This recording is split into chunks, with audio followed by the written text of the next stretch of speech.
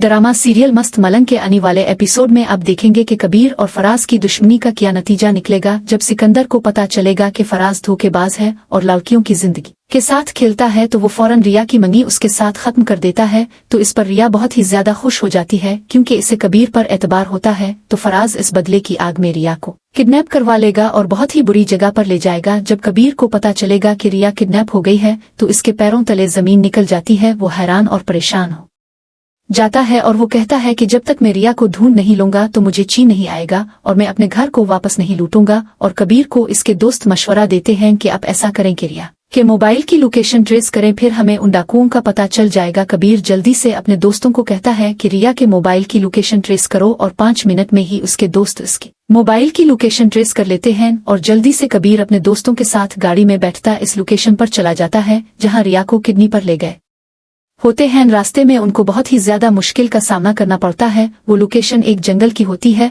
और वो जंगल में पहुंच जाते हैं। एक जंगल में घर होता है जहां पर इसने रिया को रखा हुआ होता है और वो इस घर के बाहर ठहरे होते हैं। कबीर और उसके दोस्त कबीर अपने दोस्तों को कहता है कि आप वहां ठहरे और मैं अंदर जाऊंगा। कबीर हीरो की तरह एंट्री मारते हुए इस घर के अंदर चला जाता है और रिया को वहां देखता है और उसके हाथ बंधे हुए होते हैं। कबीर जल्दी से जाकर रिया के हाथ खोलता है। इतने में ही एक डाकू पीछे ठहरा होता है वो जो कबीर पर गोली चला देता है। गोली की आवाज सुनते ही कबीर के सारे दोस्त अंदर आ जाते हैं और डाकुओं की बैंड बजा देते हैं। रिया कबीर की ये हालत देखकर बहुत ही ज्यादा परेशान होती है और उसके दोस्त जल्दी से कबीर को हॉस्पिटल में लेकर चले जाते हैं। और रास्ते में इसके दोस्त कबीर की उम्मी और उसके भाई मुबीन को कॉल करते हैं कि कबीर को किसी ने गोली मार दी है, अब जल्दी से हॉस्पिटल में आ जाए। कबीर की उम्मी और उसका भाई मुबीन जल्दी से हॉस्पिटल में आ जाते हैं और वहां रिया को देखकर हैरान और परेशान हो जाते हैं। इसके दोस्त इसकी उम्मी को सारा माजूरा बताते हैं तो कबीर की उम्मी रिया का शुक्रिया अदा करती है और डॉक्टर ऑपरेशन थिएटर से बाहर आता है और कबीर की उम्मी को बताता है कि कबीर की सेहत अब अच्छी हो गई है,